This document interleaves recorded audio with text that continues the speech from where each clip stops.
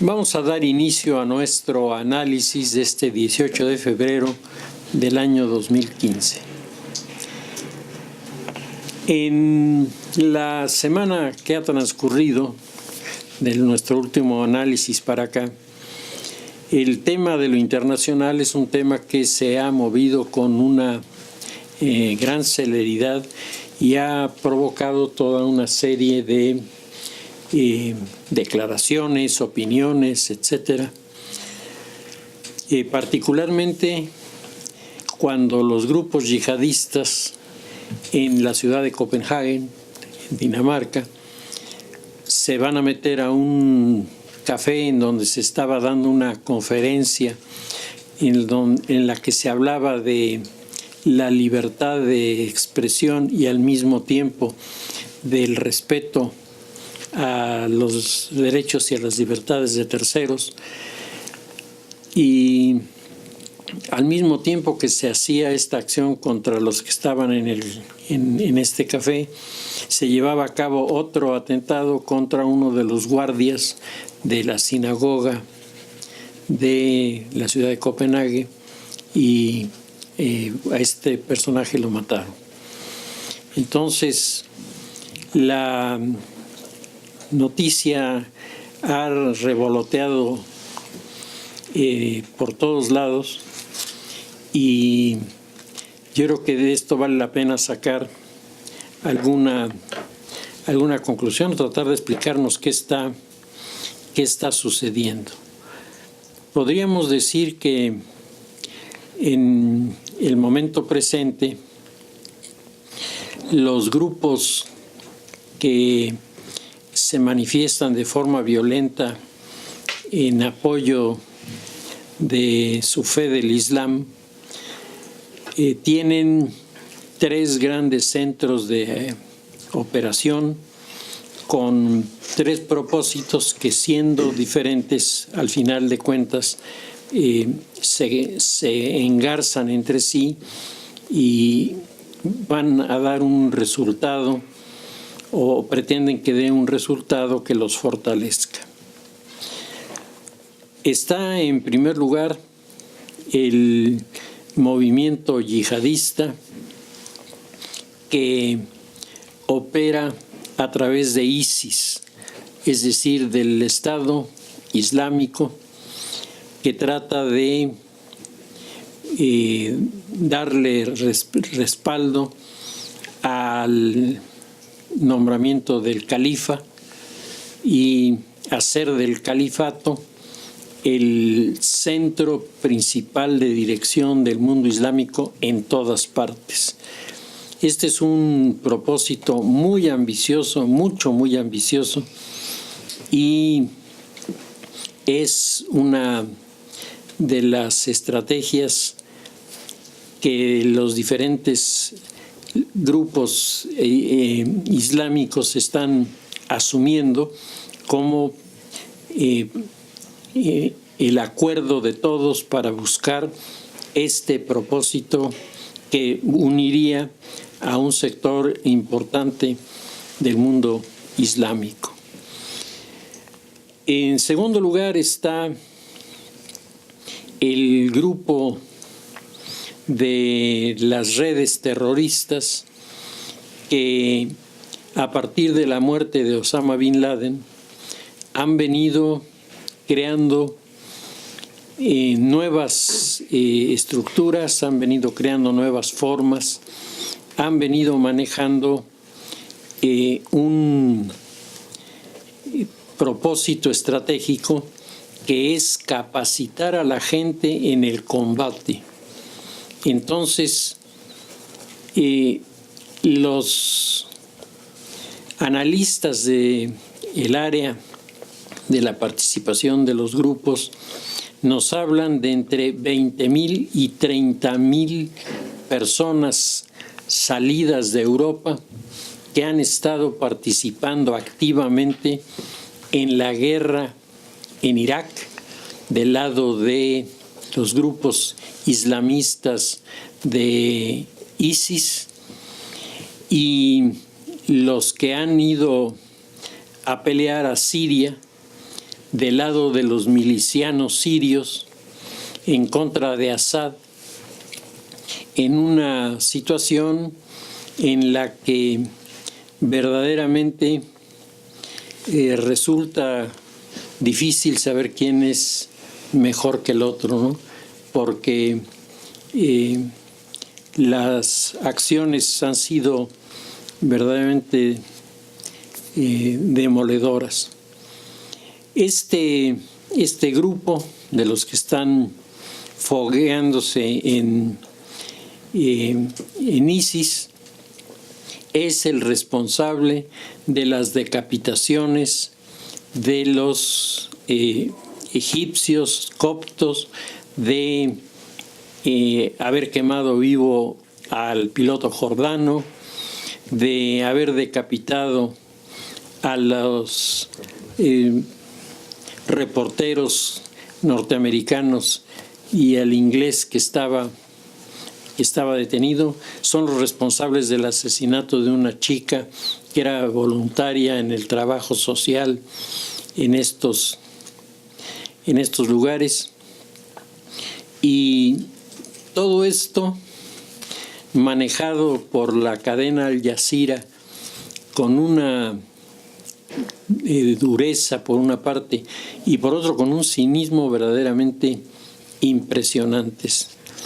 Las imágenes de las decapitaciones que la televisión del mundo occidental ha suprimido por respeto a las personas, en la cadena Al Jazeera se ven con toda claridad, lo que habla de una crueldad que rebasa lo que uno pudiera imaginar.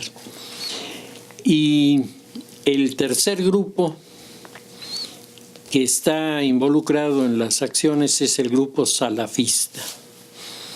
El grupo de los salafistas es integrado por personas nacidas en el norte de África, básicamente Argelia y Marruecos, que tienen una relación no solamente actual en este momento apoyando los factores de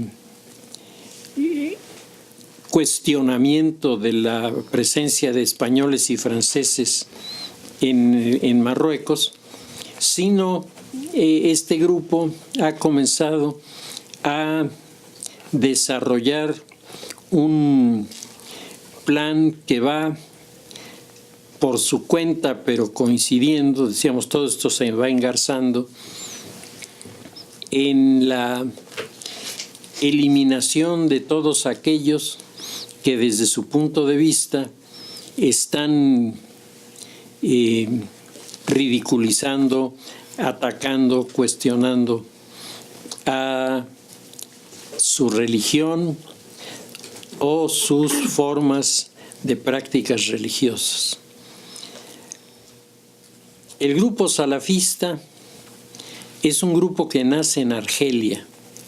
Es un grupo que nace en Argelia como una herencia tardía de lo que fue el movimiento de liberación argelino allá por los años 60 del siglo XX.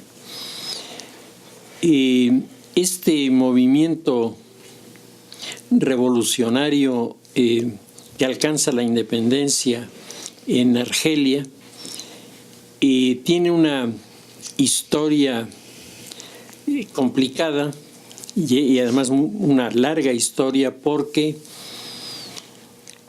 estos rebeldes se sienten herederos de lo que fue la gran rebelión del mundo nacionalista árabe a principios del siglo XX, finales del siglo XIX, cuando uno de los personajes más prominentes del norte de África, Abd el-Krim, fue abofeteado por un cónsul español que no tenía ni idea de a quién estaba abofeteando, ni del daño que iba a producir por esto.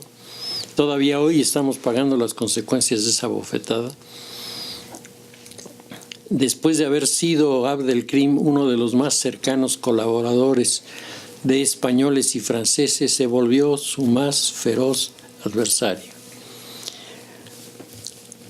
Inglaterra intentó actuar de mediadora y no logró gran cosa, porque tanto los españoles como los franceses se preguntaban por qué los ingleses tienen tanto interés en resolvernos el problema, y sin verle la parte positiva, pues, se cerraron a toda negociación. Pero el conflicto se volvió mayor cuando los franceses comenzaron a darle armas a Abd el-Krim y a sus seguidores de las tribus de las montañas, porque los islamistas dejaron de tener un armamento de principios del siglo XIX, con el cual eran muy eficaces, porque son gente que tiene una gran experiencia como tiradores, pero desde luego sus rifles eran de muy poco alcance. Ahora comenzaron a tener muchos otros recursos que los franceses dejaban pasar, porque a los franceses les interesaba echar fuera a los españoles. De este conflicto entre franceses y españoles se derivará la más grande revuelta del mundo norteafricano de toda la historia. Se encendieron Marruecos, Argelia, Libia y Egipto en un estallido social y armado violentísimo que hizo que los españoles por primera vez se dieran cuenta de que se estaban enfrentando a algo de un gran tamaño. Es en la lucha contra Abd el-Krim que los españoles sufren una de las más terribles derrotas de principios del siglo XX, cuando de manera totalmente irresponsable se nombra a un general que en su vida había salido de detrás del escritorio como jefe de una columna integrada por conscriptos, muchachos que acababan de entrar al servicio militar obligatorio. Los mandaron 11,000 chicos. El general, ignorante totalmente de lo que era la guerra, que no fuera vista desde un cuaderno, llega a las montañas, que siempre fueron el baluarte de Abd el-Krim, y de una manera absolutamente descabellada ordena el asalto a la montaña. Los tiradores hicieron el caos. De los 11,000 soldados, más de 9,000 quedaron muertos ahí, y los demás fueron capturados y llevados a campos de concentración que hicieron los propios musulmanes. Esta derrota, unida a las derrotas de los españoles en Cuba, en las Filipinas, hará que lo que había sido el vasto imperio español acabe reducido a tepalcates. El movimiento de la rebelión ahora tenía un triunfo monumental, con el que se extendió el prestigio de Abd el-Krim de Marruecos a Egipto. Todo mundo se sentía cobijado por este hombre, que mantuvo esta línea de resistencia 25 años, que aquí puede parecer curioso. Nosotros tenemos al Ejército Zapatista, desde luego, ¿no? Excelente. Que ahí le anda ya por los 25 años. Pero en realidad el Ejército Zapatista, estrictamente hablando, no, que yo sepa, no ha dado problemas armados, es decir, no ha aparecido tomando una población. Allá sí, allá el movimiento armado era el movimiento que asolaba las ciudades, perseguía a los europeos y mantuvo encendida la llama del nacionalismo, que se apaga un poco con la Primera Guerra Mundial, revive con el periodo entre guerras, se vuelve a bajar durante la Segunda Guerra Mundial, y en las dos guerras mundiales los franceses cometen un error que ya habían cometido los ingleses y que lo pagaron como los ingleses. Los ingleses reclutaron irlandeses, se los llevaron a la guerra. Los irlandeses detestaban a los ingleses porque Inglaterra tenía ocupado su territorio, y entonces los ingleses les dieron gratuitamente entrenamiento militar, formación para enfrentar al adversario, manejo de las armas, que eran los puntos más débiles de los irlandeses. No tenían armas, les podían poner una ametralladora y no les servía para nada porque no sabían cómo funcionaba. Ahora sí supieron cómo funcionaba, y en la Pascua de 1916 se produjo el tremendo alzamiento de los irlandeses, que era, digamos, la primera etapa. Los franceses llevaron a la guerra a sus soldados argelinos, marroquíes, los tuvieron peleando toda la Segunda Guerra Mundial, y cuando termina la Segunda Guerra Mundial y comienza la Guerra de Indochina, se los llevan a Indochina. Los soldados argelinos se portaron heroicamente en la lucha contra los vietnamitas, pero fueron capturados en la batalla de Dien Bien Phu, cuando los vietnamitas fueron capaces de subir en pedacitos los cañones a las montañas y desde ahí bombardear Dien Bien Phu. Se acabó el poder de los franceses, y por primera vez después de la Segunda Guerra Mundial, una tropa moderna con armamento suficiente, con respaldo aéreo, etcétera, fue derrotada por los vietnamitas, que era muy difícil distinguirlos de los campesinos, es decir, no tenían el armamento que tenían los otros, ni cosa por el estilo. Y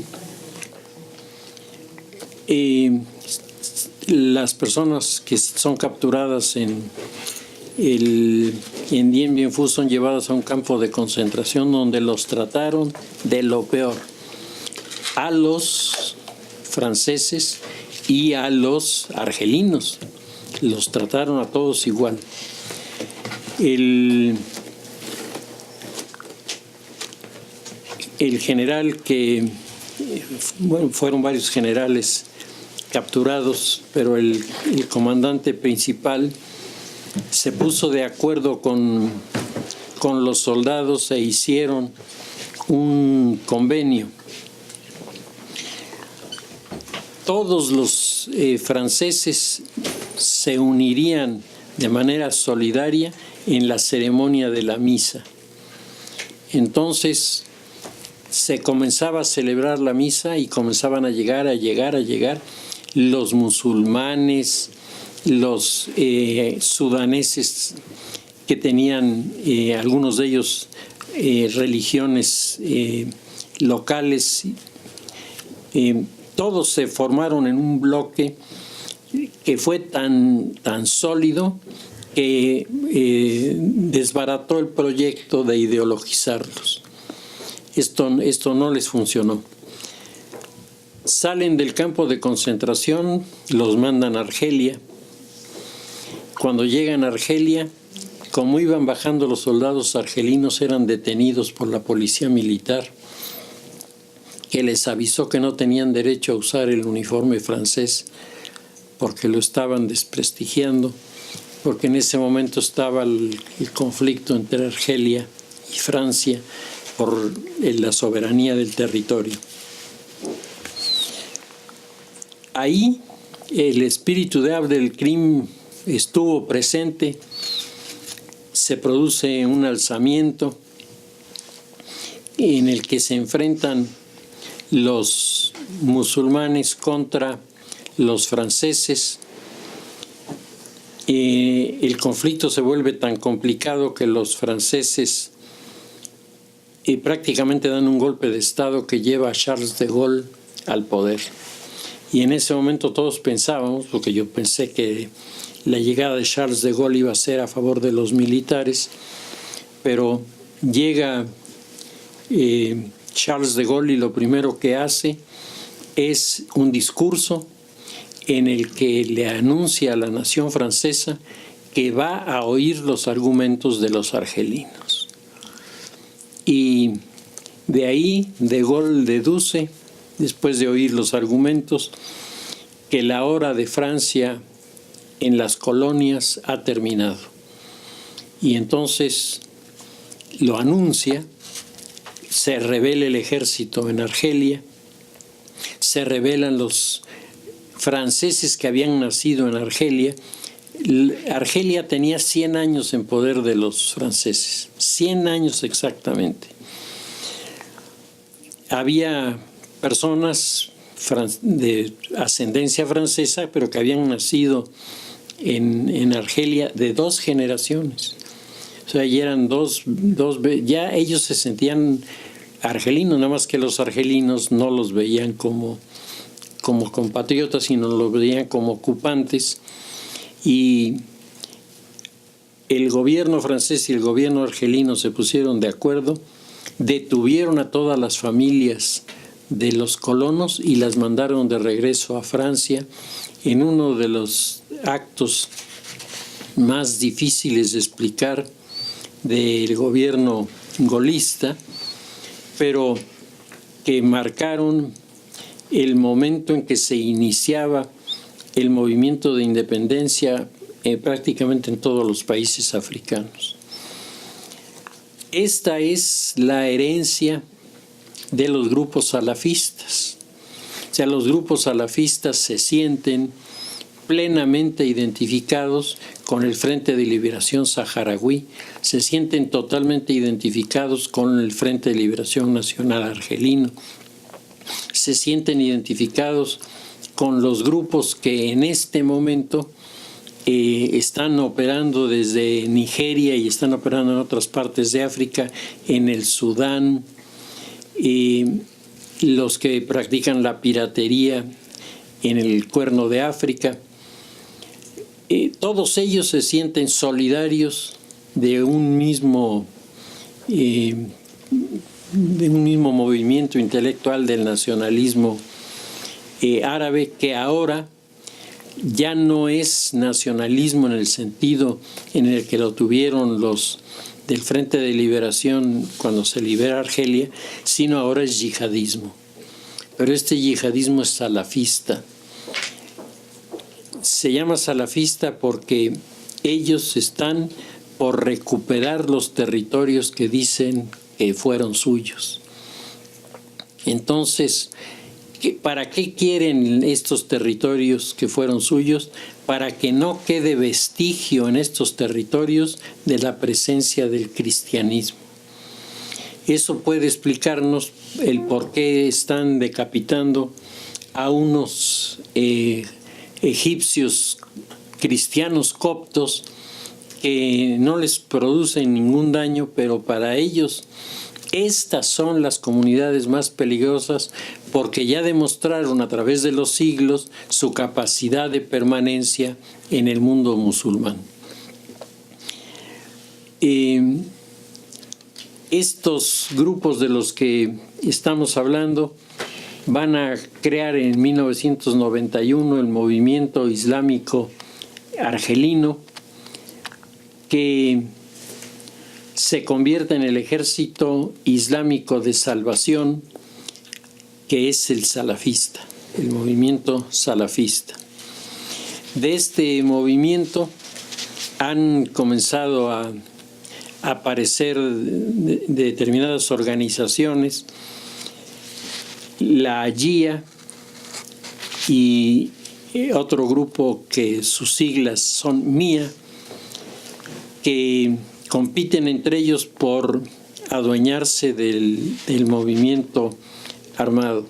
En el año de 1990, el grupo GIA asesinó a un centenar de europeos empleados en los pozos petroleros y en los ductos de gas de el Sáhara.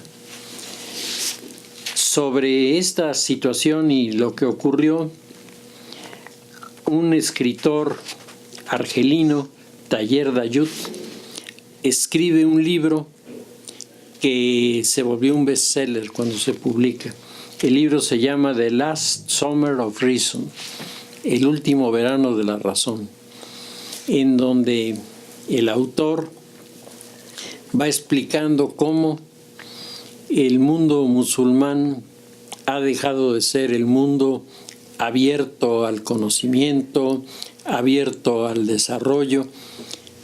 Ahora para ellos lo único que existe es el Corán y la ley de la Sharia, que es la aplicación del Corán de una manera bastante cerrada. Un año después de haber publicado The Last Summer of Reason, Tayer Dayut será asesinado a puñaladas por los grupos salafistas que lo consideraban un traidor por haber delatado lo que ahí estaba pasando. Tayer Dayut era parte de un grupo de amigos que eran amigos desde la juventud, y entre otros estaba el famoso cantante Luné Metús, que era un cantante de melodías de su terruño, no cantaba ópera ni... Era un cantante allí, pero como el canto está prohibido, fue asesinado por haber tratado de introducir en el territorio argelino las baladas musicales que del otro lado simplemente no las aceptaron. Finalmente se filma una película en la que se relata en forma de un documental, porque no es una película con actores, es un documental donde entrevistan a la gente. El documental se llama Bab Aloued City y es de Marzac Alouache, que era el tercero de los amigos que se reunían con la idea de hacer de Argelia un país totalmente diferente. La película es puesta fuera de la ley, se castiga a quienes la tienen en su posesión y desde luego está prohibido exhibirla en Argelia. La película no es otra cosa que el relato objetivo de lo que está pasando. Los salafistas alegan dos cosas. La película los ataca de dos maneras. Una, los ataca presentando sus imágenes, robándoles sus imágenes, porque el Corán prohíbe que la imagen humana sea dibujada, presentada de cualquier manera. Entonces el sacar una fotografía es una forma de tomar la figura. Y la segunda, pues les hace mucho daño porque les presenta las caras de quienes son los que hacen las barbaridades. La película ha sido puesta fuera de de discusión, fuera de proyección, y el autor de la película vive en este momento exiliado en Marsella porque no lo dejaron seguir viviendo en Argelia. Este grupo de los salafistas secuestró en el aeropuerto de Boumediene, en Argel, a un jet francés que hacía el trayecto de Argel a Marsella, Marsella-París. Entonces los salafistas se adueñaron del avión y anunciaron que estrellarían el avión contra la Torre Eiffel. Esto es antes de las Torres Gemelas, lo que habla ya de que las ideas de tocar puntos importantes de sus adversarios llegaban a visualizarlas así. El grupo salafista se ve frustrado porque al aterrizar en Marsella, un comando de acción rápida del ejército francés toma por asalto el avión. Hay un tiroteo, en el tiroteo mueren los 4 terroristas, mueren varios de los rehenes y alguien de la tripulación, pero se frustra lo que hubiera sido el primer impacto de un avión en contra de una construcción representativa de los franceses. En 1998 surge el grupo salafista para la predicación y el combate. En 1998 el grupo salafista es el primero en proponer el califato, pero ellos hablaban de revivir el califato de Córdoba. Entonces la idea era presionar a los españoles para que la mezquita de Córdoba, que está transformada hoy en iglesia católica, fuera regresada a los islámicos y desde ahí se pudiera iniciar el reclamo de lo que para ellos es un territorio que les arrebataron. El jefe del Servicio de Inteligencia de Argelia hoy, que es enemigo de estos grupos, dice que el ejército de los seguidores del salafismo es ya sumamente grande y está poniendo en grave riesgo la estabilidad de los gobiernos de este país. El movimiento salafista y el movimiento yihadista, decíamos, finalmente van coincidiendo, unos por un camino y otros por otro. Hay un texto donde viene muy bien descrito todo este proceso, se llama Sangre y Rabia. El autor es uno de los historiadores contemporáneos más famosos, Michael Burleigh, y es este grupo uno de las pesadillas para el mundo occidental. En este momento, los franceses, los españoles, los italianos están reaccionando frente a estos grupos, pero de los casi 20,000 europeos que salieron de Europa para irse a Irak a pelear con ISIS o se fueron a Siria a pelear con los guerrilleros, con los enemigos de Assad, hoy están regresando y están regresando por 3 grandes rutas. una de las rutas desemboca en Marruecos y entonces esa gente se está quedando unos de un lado, Frente de Liberación Saharaui, y otros del otro para provocar el choque en estos grupos.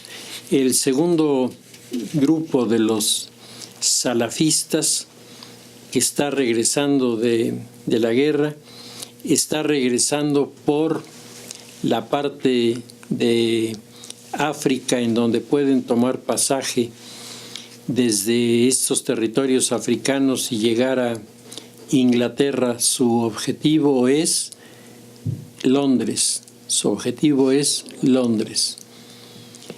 Los que están llegando por Marruecos, su objetivo es Marruecos. Exigirle a la España la devolución de Marruecos y resolver para ellos el problema.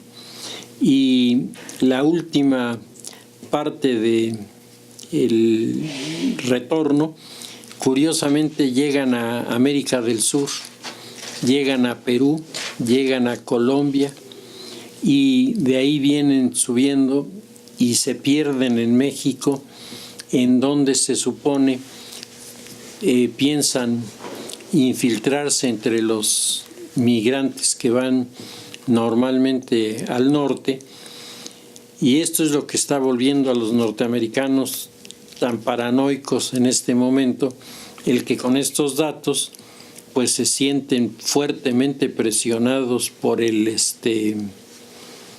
por la acción de los grupos terroristas.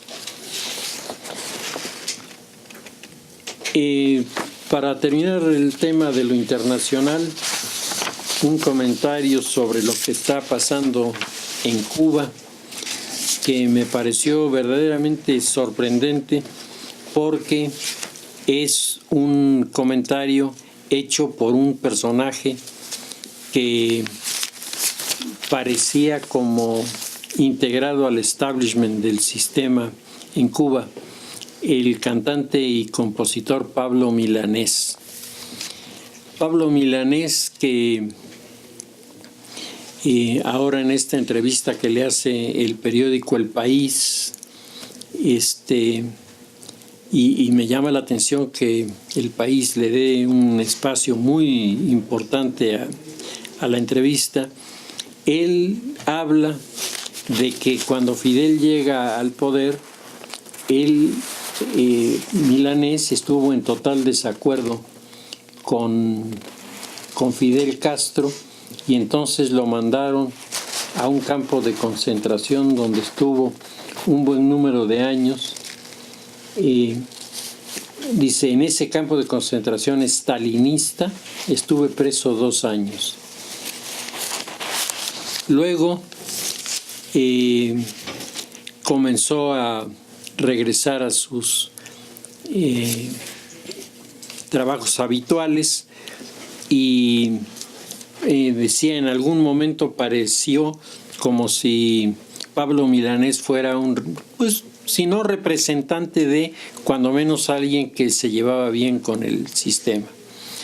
Pues Pablo Milanés acaba de hacer una declaración, es una bomba, en donde dice que todo lo que está haciendo Raúl Castro es una farsa, que no hay un solo cambio real en Cuba, que todo es una maniobra de Fidel a través de su hermano Raúl para ablandar a los norteamericanos, sobre todo para ablandar a los cubanos que viven en Miami y pedirle a los cubanos que dejen de depositar sus ahorros y su dinero en los bancos norteamericanos, mejor se lo lleven a Cuba.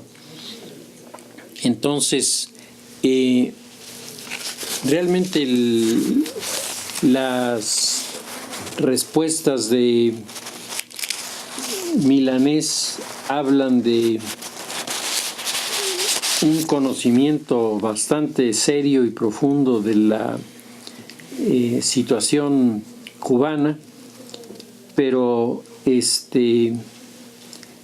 pues los datos del supuesto cambio del gobierno, él dice que es simplemente una toma de... es una decisión para burlarse de los que desde Estados Unidos quieren encontrar un entendimiento entre los cubanos. Dice aquí que Cuba no cederá un ápice en su posición y Estados Unidos penetrará todos los ámbitos que pueda para el supuesto desarrollo de la nación cubana, y entonces siguen enrocados. Dice, ¿a qué acuerdos llegaron en 2 horas sin contradicciones? Esa es mi duda, que ninguno ceda y que otra vez el pueblo cubano sigue en una agonía sin salida como está hace 50 años. Le preguntan, ¿las medidas aperturistas han tenido efectos positivos? Ni una cosa ni la otra. Siempre he dicho que esas aparentes aperturas son maquillaje. Hay que ir al fondo, al pueblo de a pie, para ver que nada ha cambiado. Le dicen, en recientes entrevistas se ha referido su paso por los campos estalinistas de la UMAP. Hasta ahora nunca se ha ahondado, ¿puede contarlo? Nunca me han preguntado sobre la UMAP. Irónicamente, unidades militares de ayuda a la producción, así se llamaba el campo de concentración. La prensa cubana no se atreve y la extranjera desconoce la nefasta trascendencia que aquella medida represora tuvo en este país. Entonces, el hombre hace declaraciones muy fuertes, habla de su estrecha amistad con Gabriel García Márquez, con otras personalidades, pero al mismo tiempo expresa su absoluto escepticismo a que el tema de Cuba sea finalmente resuelto. Finalmente, sobre el tema de la política en nuestro país, me parece que estamos llegando a una situación muy peculiar. Hay una sociedad civil que está muy descontenta con los partidos, pero hay elecciones. Se habla mucho de que los partidos han perdido su naturaleza, los partidos han perdido su capacidad de convocatoria, que ya nadie confía en los partidos, pero el hecho es que, nos guste o no, los partidos siguen siendo la institución a través de la cual se participa en la política. O sea, no hay de otra. Y los candidatos ciudadanos en los diferentes lugares en donde han surgido, y han surgido más en algunos lugares que en otros, se encuentran hoy ante el problema de cómo financiar sus campañas. Y ahí, pues yo creo que todos los analistas, todos han coincidido en que el riesgo número 1 para la penetración de dinero lavado del narco en la política son los candidatos ciudadanos. Y ustedes imagínense a alguien que con la mejor intención quiere ser candidato ciudadano, se le presenta ahí un desconocido que dice, me gustan mucho tus ideas, te voy a apoyar con dinero. Y lo apoya y lo saca representante, y una vez que es representante, le dice, ahora viene la factura. Y entonces ahí se producen pues situaciones que hemos visto y que son bastante lastimosas en nuestro país. Por otro lado, tenemos al interior de los partidos toda una serie de movimientos y movilizaciones. Y yo creo que cuando los ciudadanos han venido mostrando cada vez más su desaliento, su desconfianza, su desencanto con los partidos políticos. Y la gente de los partidos, desde nuestro punto de vista, no ha respondido a lo que la sociedad está pidiendo. Pero hablando con la gente de los partidos, yo me he dado cuenta que hacemos demasiadas generalizaciones, que damos por supuesto que nadie al interior de ningún partido está haciendo algo, y eso no es así. En todos los partidos han comenzado a surgir corrientes en las que se está planteando, primero, el cuestionamiento. ¿Los partidos políticos seguirán vigentes o ya no? La conclusión de esta interrogante es: los partidos están muy deteriorados, pero no existe en este momento ninguna alternativa viable. Entonces, mientras no exista una alternativa viable, los partidos seguirán representando a la sociedad. Muchas personas de la sociedad se abstienen de votar, es más, algunas hacen campaña por el voto blanco. Y entonces la gente de los partidos dicen, bueno, cuando la gente va a anular su voto, abre un espacio para que otro ocupe su puesto en la política. Porque en la política no hay vacíos. El que se quita le deja su lugar a otro. Entonces, entre más personas dejen de votar, más se van colocando los grupos oligárquicos en posiciones importantes. Esto que hace 2 años no se manejaba, pues hoy incluso analistas como Jesús Silva Herzog, que hace 2 años estaba totalmente a favor de la idea del votar en blanco, ahora Jesús Silva Herzog ha sacado un editorial muy interesante diciendo: nadie tiene derecho a decirte que no votes. Tú puedes hacer con tu voto lo que quieras, pero no dejes que otro maneje lo que vas a hacer, porque si te lo está aconsejando es porque él sale beneficiado. Entonces, en diversos estados de nuestro país, los partidos han estado organizando reuniones con los ciudadanos y han comenzado a comentarles la falsedad de la fuerza del voto blanco. Es decir, el voto blanco tal vez pueda expresar, o sí expresa, el desaliento del ciudadano, pero no propone ninguna salida. Y no solo no propone ninguna salida, sino abre los espacios para que quienes crean el sistema que a él no le gusta se vuelvan más fuertes.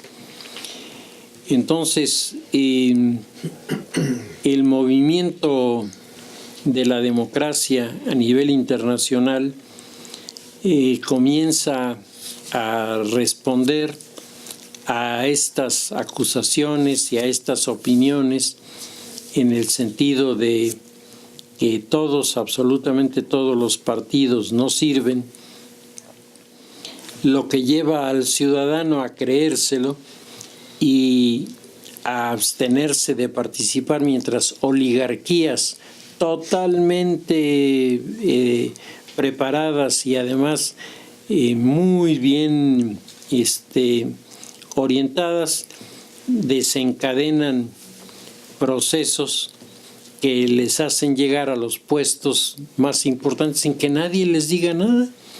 La sociedad civil parece estarse equivocando. No es la retirada del campo de la política la solución a sus problemas, sino al revés.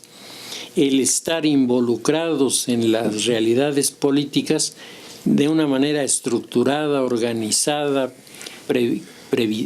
con previsión de lo que va a suceder, porque así la sociedad tendrá la oportunidad no solamente de elegir, sino lo que es más importante ahora, el poder tomarle cuentas a los funcionarios, el poder citar al diputado, el poder citar al gobernador, el poder citar al presidente municipal y preguntarle, no insultar, preguntarle simplemente, pues nos interesa mucho saber cuánto costó la Estrella de Puebla y cuáles han sido los resultados, ¿sí?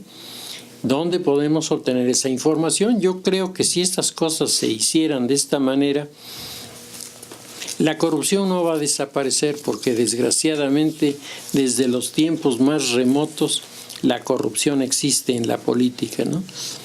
Y más en la política democrática.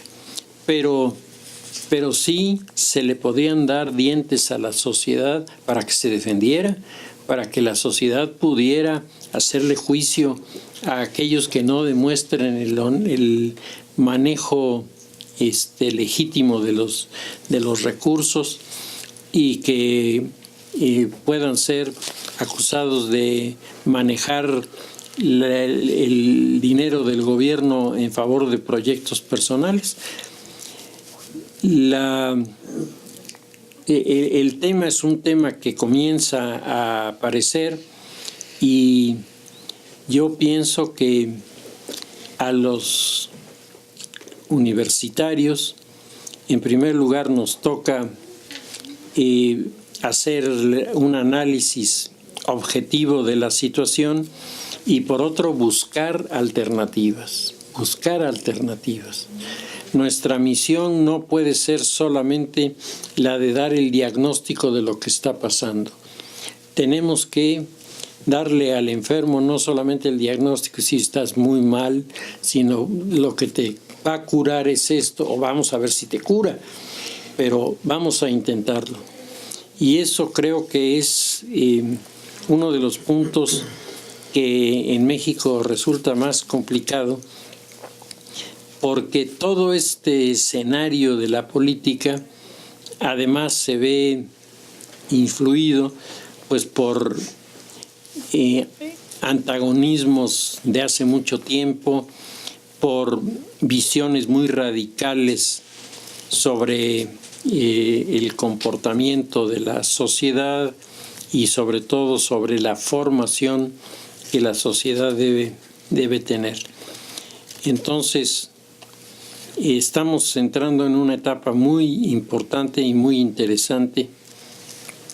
Habrá que ver finalmente cómo esto se resuelve.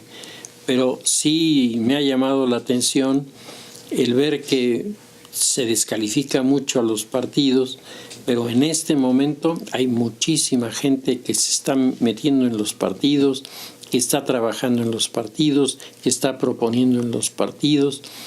Es decir, no pareciera en estas circunstancias que los partidos vayan a claudicar y sean sustituidos por los candidatos ciudadanos. Eso parece más remoto hoy que en el pasado, cuando se cancelaban las candidaturas ciudadanas. Ustedes recuerdan cuántos intentos de candidaturas ciudadanas hubo. Pues ahora se han abierto. Yo creo que no van a resultar con muchos votos. Y al mismo tiempo escuchaba yo hoy en la mañana algo que me dejó un poco desconcertado, que había una propuesta de Felipe Calderón de fundar otro partido. A mí me parece eso un disparate monumental. Me parece un disparate monumental porque fundar otro partido no significa que el otro partido no va a tener los vicios que tienen los que ya están. A mí me parece que gente como Felipe Calderón podría y debería hacer más cosas por el partido que lo llevó al poder que tratar de seguir jugando a ser figura central o, como dicen algunos que son más malintencionados en la crítica, buscarse la manera de que los fondos del gobierno pasen a través de sus manos como jefe de un partido nuevo. Entonces, el escenario es complicado, lo sé, pero me parece que también los signos que la sociedad presenta hablan de una sociedad que parece finalmente estar despertando frente a situaciones que le inquietan en lo que se refiere a la seguridad y le inquietan sobre todo en lo que se refiere a la economía. Vamos a ver finalmente cómo termina esto. Por lo pronto lo dejamos ahí y seguiremos con nuestro análisis la semana próxima.